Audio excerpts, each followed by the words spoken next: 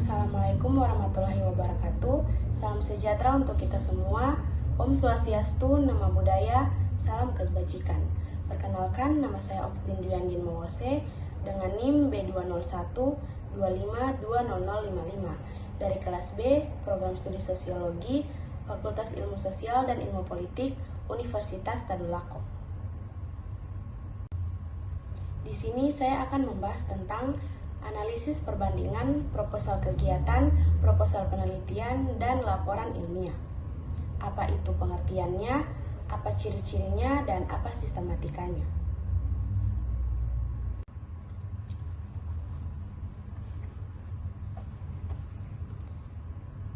Oke, baik. Yang pertama adalah proposal kegiatan. Proposal kegiatan adalah dokumen yang disusun untuk merencanakan serta menggambarkan suatu kegiatan tertentu, seperti seminar, workshop, pelatihan, atau acara lainnya.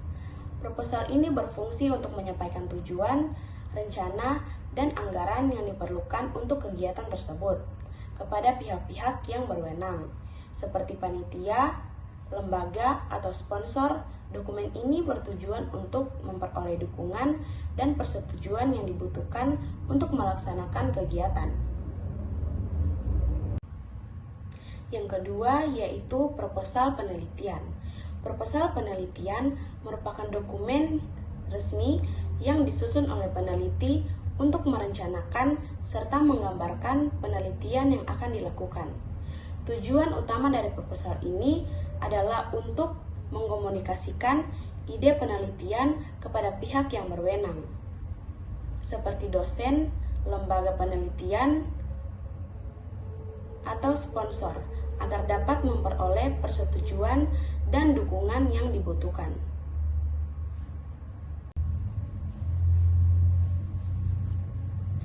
Dan yang ketiga yaitu laporan ilmiah. Laporan ilmiah adalah dokumen formal yang menyajikan hasil dari suatu penelitian atau kajian ilmiah. Laporan ini bertujuan untuk menyampaikan informasi secara sistematis dan objektif tentang suatu topik tertentu, serta menjelaskan metode, analisis, dan kesimpulan yang diperoleh selama proses penelitian. Selanjutnya, ciri-ciri.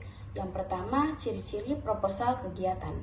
Proposal kegiatan memiliki sejumlah ciri-ciri yang membedakannya dari jenis proposal lainnya, yaitu yang pertama, tujuan yang terdefinisi dengan baik. Proposal harus memiliki tujuan yang jelas untuk kegiatan yang akan dilaksanakan, berperan sebagai pedoman selama pelaksanaan. Dan yang kedua, detail deskripsi kegiatan. Harus ada penjelasan mendalam mengenai jenis kegiatan, termasuk latar belakang, tema, dan alasan pentingnya kegiatan. Yang ketiga, metode pelaksanaan yang jelas. Penjelasan mengenai rincian pelaksanaan kegiatan, termasuk urutan acara dan sumber daya yang diperlukan. Yang keempat, anggaran yang rinci. Harus mencangkup rinciannya biaya yang dibutuhkan untuk pelaksanaan kegiatan, termasuk aspek-aspek yang mendukung. Dan yang kedua, ciri-ciri proposal penelitian. Proposal penelitian memiliki sejumlah ciri-ciri yang membedakannya dari dokumen lainnya. Ciri-ciri tersebut antara lain yang pertama, tujuan yang jelas. Proposal harus mencantumkan tujuan yang spesifik dan terarah. Tujuan ini menjadi panduan untuk seluruh aktivitas penelitian sehingga memberikan arah yang jelas untuk mencapai hal yang diinginkan. Yang kedua, pertanyaan penelitian. Dalam dokumen ini harus menyertakan pertanyaan penelitian yang hendak dijawab. Pertanyaan ini menjadi titik awal untuk mengumpulkan data dan analisis. Yang ketiga, metode yang rinci. Proposal perlu menjelaskan dengan mendetail metodologi yang digunakan termasuk alat penelitian, teknik pengumpulan data, dan metode analisis yang akan diterapkan. Dan yang kedua, ciri-ciri proposal penelitian. Proposal penelitian memiliki sejumlah ciri-ciri yang membedakannya dari dokumen lainnya. Ciri-ciri tersebut antara lain yang pertama, tujuan yang jelas. Proposal harus mencantumkan tujuan yang spesifik dan terarah. Tujuan ini menjadi panduan untuk seluruh aktivitas penelitian sehingga memberikan arah yang jelas untuk mencapai hal yang diinginkan. Yang kedua, pertanyaan penelitian. Dalam dokumen ini harus menyertakan pertanyaan penelitian yang hendak dijawab. Pertanyaan ini menjadi titik awal untuk mengumpulkan data dan analisis. Yang ketiga, metode yang rinci. Proposal perlu menjelaskan dengan mendetail metodologi yang digunakan termasuk alat penelitian, teknik pengumpulan data, dan metode analisis yang akan diterapkan. Yang keempat, dasar teori yang kuat. Penelitian harus menyertakan tinjauan, pustaka, atau literatur yang relevan yang menjelaskan landasan teori yang mendasari penelitian tersebut. Yang kelima, rencana anggaran.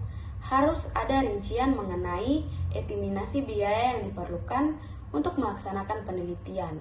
Ini mencangkup biaya personal, pengumpulan data, dan analisis. Yang ketujuh, signifikan.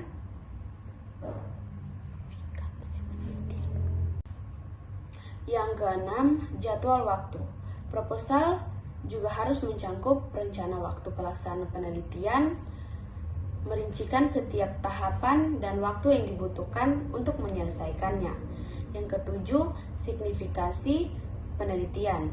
Penting untuk menjelaskan dampak serta kontribusi penelitian terhadap pengembangan pengetahuan, kebijakan, atau praktik di bidang terkait. Dan yang ketiga, ciri-ciri laporan ilmiah. Laporan ilmiah memiliki beberapa ciri-ciri yang membedakannya dari dokumen lain, yaitu yang pertama, objektivitas. Dokumen ini disusun dengan menekankan pada data dan fakta yang dapat diverifikasi tanpa mencampurkan opini pribadi. Yang kedua, sistematis. Pemaparan informasi dalam laporan mengikuti struktur yang teratur yang memudahkan pemahaman alur penelitian oleh pembaca. Yang ketiga, referensi yang valid. Laporan harus mencantumkan sumber informasi yang dapat dipercaya, baik dari literatur yang sudah ada maupun hasil penelitian lainnya. Yang keempat, bahasa formal. Menggunakan bahasa yang baku dan resmi, serta menghindari istilah yang tidak jelas atau ambigu. Yang kelima, analisis mendalam. Menyediakan analisis yang terperinci yang menjelaskan hubungan antar berbagai variabel. Yang kelima, kesimpulan relevan. Berisi kesimpulan yang ditarik dari data yang didapat, serta rekomendasi untuk penelitian atau praktik selanjutnya. Dan selanjutnya yaitu sistematika. Yang pertama, sistematika proposal kegiatan. Struktur penyusunan proposal kegiatan mengikuti urutan tertentu agar dokumen tersebut mudah dipahami. Berikut adalah bagian-bagian intinya. Yang pertama, judul kegiatan. Judul harus mencerminkan intinya dengan ringkas. Yang kedua, latar belakang. Menyediakan konteks dan alasan mengapa kegiatan perlu dilakukan dan situasi yang mendasarinya. Yang ketiga, tujuan kegiatan. Merumuskan tujuan yang ingin dicapai dengan jelas. Dan yang keempat, deskripsi kegiatan. Merinci jenis kegiatan dan aktivitas yang akan dilakukan. Yang kelima, target peserta. Menjelaskan kategori dan jumlah peserta yang diharapkan. Yang keenam, metode pelaksanaan. Memberikan rincian tentang bagaimana kegiatan akan berlangsung. Yang ketujuh, rencana anggaran biaya.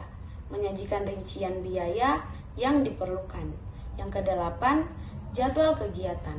Menyediakan rencana waktu untuk setiap tahapan kegiatan. Yang kesembilan, penutup.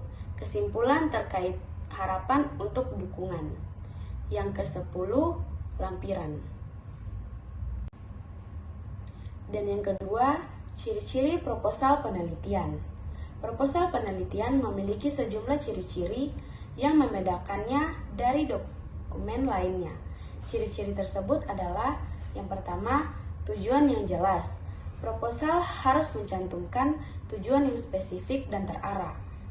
Tujuan ini menjadi panduan untuk seluruh aktivitas penelitian sehingga memberikan arah yang jelas untuk mencapai hal yang diinginkan.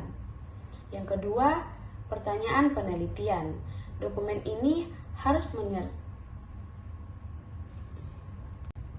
Dan yang ketiga, ciri-ciri laporan ilmiah. Laporan ilmiah memiliki beberapa ciri-ciri yang membedakannya dari dokumen lain, yaitu yang pertama, objektivitas. Dokumen ini disusun dengan menekankan pada data dan fakta yang dapat diverifikasi tanpa mencampurkan opini pribadi. Yang kedua, sistematis. Pemaparan informasi dalam laporan mengikuti struktur yang teratur yang memudahkan pemahaman alur penelitian oleh pembaca. Yang ketiga, referensi yang valid.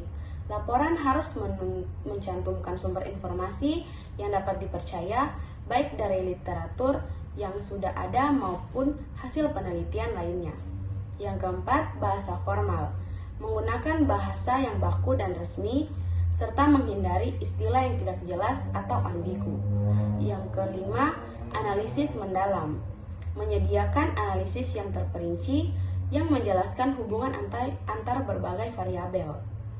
Yang kelima, kesimpulan relevan. Berisi kesimpulan yang ditarik dari data yang didapat, serta rekomendasi untuk penelitian atau praktik selanjutnya. Dan selanjutnya yaitu sistematika. Yang pertama, sistematika proposal kegiatan. Struktur penyusunan proposal kegiatan mengikuti urutan tertentu agar dokumen tersebut mudah dipahami. Berikut adalah bagian-bagian intinya. Yang pertama, judul kegiatan. Judul harus mencerminkan intinya dengan ringkas. Yang kedua, latar belakang.